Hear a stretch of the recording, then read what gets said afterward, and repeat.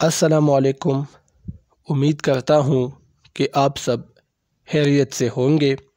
आज के इस लेक्चर में हम वली दक्नी की एक गज़ल की तशरीह आपके सामने पेश करेंगे। गज़ल का मतला कहते हैं गज़ल के पहले शेर को। तो मतला इस गज़ल का है, तेरा लब देख हीवा याद आवे, तेरा मुख देख किन्आ याद आवे। लब कहते हैं होंठों को, हीवा कहते हैं आब हयात को। ये वो हैवान नहीं है जो जानवर को कहते हैं, ये हीवा हैं यानी आब हयात। तेरा मुख देख, मुख कहते हैं चेहरे को, किन्आ याद आवे। किन्आ फ़लस्तीन का फरहाना नाम है जहाँ यूसुफ अलैहिस्सलाम की पैदाइश हुई थी। तो वली दक्नी ने इस शेर में बल्कि इस पूरे गज़ल में तशबीहात व इस्तिआरात का एक भरमार किया है। महबूब का सरापा सर से लेकर पाँव तक पूरा नक्शा इस गज़ल में खींचा है और इसके लिए इन्होंने खूबसूरत तशबीहात का इस्तेमाल भी किया है। तेरा लब देख हीवा याद आवे। वली दक्नी कहते हैं कि ए महबूब, मैं जब तुम्हारे लबों को देखता हूँ, तुम्हारे होंठों को देखता हूँ तो मुझे आब हयात याद आता है। आब हयात, इसका एक कतरा पीने से इंसान हमेशा के लिए ज़िंदा रहता है। यानी हज़रत इलियास अलैहिस्सलाम और हज़र अलैहिस्सलाम के हवाले से भी ये मशहूर है कि इन्होंने आब हयात पिया था, जिसकी वजह से वो हमेशा अब ज़िंदा रहेंगे। सिकंदर अलैहिस्सलाम इस आब हयात को हासिल करने के लिए बहर ज़ुलुमात तक गए थे, लेकिन वो नाकाम वापस लौटे। तो शायर कहते हैं कि ए महबूब, मैं जब तुम्हारे होंठों को देखता हूँ तो मुझे आब हयात याद आ जाता है। वो आब हयात जो मीठा पानी है और वो साफ़ है, साफ़ व शफाफ है। इस तरह तुम्हारे होंठ भी है, तुम्हारे जो लब है वो भी आब हयात से कुछ कम नहीं है। तेरा मुख देख किन्आ याद आवे। तेरा मुख यानी ए महबूब, मैं जब तेरा चेहरा देखता हूँ तो मुझे किन्आ याद आता है, मुझे वो शहर याद आता है जो हूर व ग़िल्मा का मस्कन था, जहाँ पर हसीन लोग रहते थे, यूसुफ अलैहिस्सलाम की तरह लोग रहते थे। तो मैं जो तुम्हारे चेहरे को देखता हूँ ये भी बिल्कुल उन ही की तरह खूबसूरत है, उन लोगों की तरह हसीन है जो किन्आन में रहते थे। तेरी जुल्फ़ां की तुलानी को देखे मुझे लेले ज़मिस्तां याद आवे। यहाँ वली दक्नी ने अपने महबूब के जुल्फ़ों की तारीफ़ की है।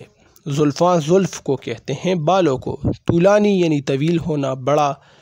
मुझे लेल कहते हैं रात को, ज़मिस्तां सर्दी की रातें, लेल रात को कहते हैं, ठीक है। तो शायर कहते हैं कि ए मेरे महबूब, मैं जब तुम्हारे काले बालों को देखता हूँ तो मुझे सर्दी की वो काली रातें याद आ जाती है। वो रातें मुझे याद आ जाती है जो बहुत ज़्यादा तवील होती हैं। तो आपके बाल भी बिल्कुल उन्हीं रातों की तरह तवील है, बिल्कुल उन्हीं रातों की तरह आपके बाल भी काले हैं, जिसने आपकी खूबसूरती में मज़ीद इजाफ़ा किया है। अगला शेर है, तेरे दो नैन जब देखूँ नज़र बर, मुझे तब नरगिस्तां याद आवे। नैन ये हिंदी ज़बान का लफ्ज़ है। नैन कहते हैं आँखों को, नरगिस्तां कहते हैं ओ चमन, ओ बाग जिसमें बहुत ज़्यादा नरगस के फूल होते हैं। नरगस ये एक किस्म का पौधा होता है जिसकी 6 पत्तियाँ होती हैं और ये बिल्कुल इंसानी आँख के मुशाबे होती है। इंसानी आँख ही की तरह ये नरगस का फूल भी होता है। तो वली दक्नी ने महबूब के आँखों की तारीफ़ की है। पिछले अशआर में हमने देखा कि वली दक्नी ने महबूब के लबों, इनके होंठों, इनके बालों की तारीफ़ की। यहाँ इनकी आँखों की तारीफ़ कर रहे हैं। वली दक्नी कहते हैं कि मैं जब तुम्हारी दोनों आँखों को देखता हूँ, दोनों आँखें, मैं जब तुम्हारी दोनों आँखें देखता हूँ तो मुझे नरगिस्तान याद आता है। आपका बदन ये एक नरगिस्तान है और आपके दो नैन वो 2 नरगस के फूल हैं یہ نرگس کے پھولوں سے کم نہیں۔ جس طرح نرگس کے پھول خوبصورت ہوتے ہیں، اس کی خوبصورت پتیاں ہوتی ہے، بالکل اسی طرح تمہارے آنکھ بھی ہیں۔ تو محبوب کے آنکھوں کی تعریف اس شعر میں ہوئی ہے۔ اگلا شعر ہے، تیرے ہاتھ کا زمرد رنگ دیکھے بہار سنبلستاں یاد آوے۔ خط کہتے ہیں حجامت کو، اور لڑکپن سے جب ایک بچہ نکلتا ہے تو اس وقت ان کے چہرے پر ایک حجامت آتی ہے سبز رنگ کی، تو اس کو خط کہتے ہیں۔ زمرد رنگ، یہاں زمرد سے مراد سبز ہے۔ زمرد ایک سبز رنگ کا پتھر ہوتا ہے۔ تو بہار کہتے ہیں، بہار ایک موسم ہے جس میں بہت زیادہ پھول ہوتے ہیں۔ سنبلستان یعنی سنبل کا باغ، سنبل ایک خوبصورت اور خوشبودار گھاس ہوتی ہے۔ تو یہاں آپ دیکھیں تو وہ لونڈے بازی کے اشعار جس کو ہم کہتے ہیں، جس طرح کہ میر تقی میر کا شعر ہے کہ میر بھی کیا سادہ ہیں بیمار ہوئے جس کے سبب وہ اسی عطار کے لونڈے سے دوا لیتے ہیں۔ تو یہ اپنے ہم جنس سے محبت، یعنی آدمی کا آدمی، یعنی اسی طرح محبت کرنا اپنے ہم جنس سے، تو یہ اشعار اکثر شعراء نے کہے ہیں، اور یہ شعر بھی اس کی مثال ہے۔ تو شاعر کہتے ہیں کہ اے میرے محبوب، آپ کا جو خط نکل آیا ہے آپ کے چہرے پر، جو سبز رنگ ہے، یہ بالکل سنبل کی گھاس کی طرح ہے۔ جس طرح سنبل کا گھاس خوبصورت اور سبز رنگ کا ہوتا ہے، بالکل اسی طرح جو تمہارے چہرے پر یہ حجامت آئی ہے وہ بھی بالکل اسی طرح ہے، اس سے کچھ کم نہیں ہے۔ جس طرح بہار کے موسم میں اس میں مزید گہرائی پیدا ہوتی ہے اس سبز رنگ میں، اس سنبل میں، تو اسی طرح تمہارا خط بھی ہے۔ اگلا شعر ہے، تیرے مکھ کے چمن کے دیکھنے سوں مجھے فردوس رضواں یاد آوے۔ مکھ چہرے کو کہتے ہیں۔ مجھے فردوس رضواں یعنی جنت کا جو داروغہ ہے، رضواں اس کی طرف اشارہ ہے۔ سو مطلب سے، یہ مترک الفاظ ہیں، پہلے یہ استعمال ہوتے تھے، اب ترک کیے گئے ہیں یہ الفاظ۔ سو، کبو، سبو، یہ الفاظ اب ترک ہے، اب کبھی، سبھی، سے، اس طرح کے الفاظ استعمال ہوتے ہیں۔ تو یہ شعر بھی لونڈے بازی ہی کی ایک مثال ہے۔ لونڈے بازی کہتے ہیں میل سے محبت کرنا، میل جو بچے ہوتے ہیں۔ تو شاعر کہتے ہیں، تیرے مکھ کے چمن کے دیکھنے سوں مجھے فردوس رضواں یاد آوے۔ اے میرے محبوب، میں جو تمہارے مکھ پر، تمہارے چہرے پر جو حجامت ہے، خط ہے سبز رنگ کا، میں جب اسے دیکھتا ہوں تو مجھے جنت کا داروغہ یاد آتا ہے جس کو رضواں کہتے ہیں۔ یعنی جس طرح رضواں جنت کی چوکیداری کرتا ہے، بالکل اسی طرح تمہارے چہرے کی چوکیداری یہ خط کرتا ہے، یہ حجامت بھی کرتا ہے۔ تو لونڈے بازی کی یہ مثال ہے۔ اسی طرح اگلا شعر ہے، تیری زلفاں میں یوں مکھ جو کہ دیکھے اسے شمع شبستاں یاد آوے۔ زلفوں کو کہتے ہیں مکھ، چہرے کو شبستاں رات کو کہتے ہیں۔ تو شاعر نے خوبصورت منظر نگاری کی ہے۔ وہ کہتے ہیں کہ تمہارے زلفوں کے اندر جو خوبصورت چہرہ ہے، جو اسے دیکھتا ہے تو اسے شمع شبستاں یاد آتا ہے۔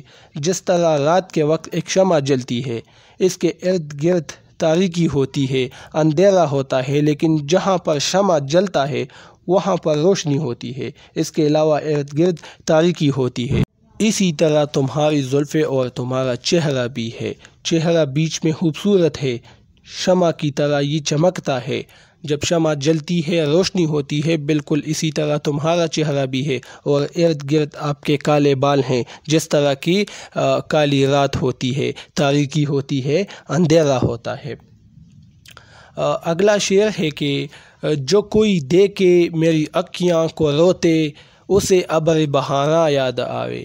اکھیاں کہتے ہیں آنکھوں کو، ابر بہاراں، ابر کہتے ہیں بادل کو، بہاراں کہتے ہیں بہار کے موسم کو۔ تو شاعر کہتے ہیں کہ جو کوئی بھی میری آنکھوں کو روتے ہوئے دیکھتا ہے، محبوب نے میرے ساتھ بے وفائی کی ہے، اب میں اس کی جدائی میں تڑپ رہا ہوں، کڑتا ہوں، میری آنکھیں ہر وقت آنسوؤں سے بھری رہتی ہے، ہر وقت میں روتا رہتا ہوں۔ تو جو بھی میری آنکھیاں میری آنکھوں کو روتے ہوئے جو بھی اسے دیکھتا ہے تو اسے بہار کے موسم میں بادل یاد آ جاتے ہیں جو برستے رہتے ہیں۔ اسی طرح میری آنکھیں بھی بہار کے وقت جو بادل برستے ہیں بالکل میری آنکھیں بھی اسی طرح برستی ہے۔ محبوب کی جدائی میں میں ہر وقت روتا رہتا ہوں۔ اگلا شعر ہے، جو میرے حال کی گردش کو دیکھے اسے گرداب گرداں یاد آوے۔ گرداب کہتے ہیں اکثر سمندر کے اندر اس طرح پانی چکر کی صورت میں گولائی کی صورت میں اس طرح حرکت کرتی ہے، اور جو چیز بھی اس گولائی میں اس چکر میں چلی جاتی ہے وہ نیچے سمندر میں ڈوب جاتی ہے۔ تو شاعر ولی دکنی کہتے ہیں کہ جو بھی میرے حال کی گردش کو دیکھے، یعنی جو بھی میرے حالات آج کل دیکھے، کیونکہ میرے حالات ایسے ہیں کہ میرے ساتھ بے وفائی ہوئی ہے، اب میرے حالات کچھ ٹھیک نہیں ہیں، تو میرے حالات بالکل اسی گرداب ہی کی طرح ہیں، میں بھی بالکل اسی سمندر کی گرداب ہی کی مانند ہوں، آج کل میرے حالات کچھ ٹھیک نہیں ہے۔ اگلا شعر ہے کہ تقریباً یہ آخری مقطع ہے، مقطع غزل کے آخری شعر کو کہتے ہیں، ولی تخلص ہے ولی میرا جنوں جو کوئی کے دیکھے اسے کوہ بیاباں یاد آوے۔ یہاں ولی دکنی نے کوہ بیاباں کہتے ہیں پہاڑ اور صحراؤں کو۔ پہاڑ یہ فرہاد کی طرف اشارہ ہے، شیریں کے لیے انہوں نے پہاڑ میں دودھ کا ایک نہر بنایا تھا۔ بیاباں صحرا کی مجنوں کی طرف اشارہ ہے، مجنوں صحرا کی طرف چلا گیا تھا لیلا کی جدائی میں۔ تو ولی کہتے ہیں کہ میرا پاگل پن آج کل جو دیکھے گا، جنوں کہتے ہیں پاگل پن کو، ولی دکنی کہتے ہیں کہ آج کل جو بھی کوئی میرا پاگل پن دیکھے گا تو اسے فرہاد اور مجنوں یاد آئے گا۔ آج کل بالکل میرے حالات بھی اسی طرح ہیں، جس طرح فرہاد اور مجنوں عشق میں مبتلا تھے، صحراؤں کی طرف چلے گئے تھے، بالکل آج کل میرے حالات بھی اسی طرح ہے۔ میں محبوب کی جدائی میں تڑپ رہا ہوں، جنونی بن چکا ہوں۔ تو یہ آج کا لیکچر تھا، امید ہے یہ ویڈیو آپ لوگوں کو پسند آ چکی ہوگی۔ اللہ حافظ۔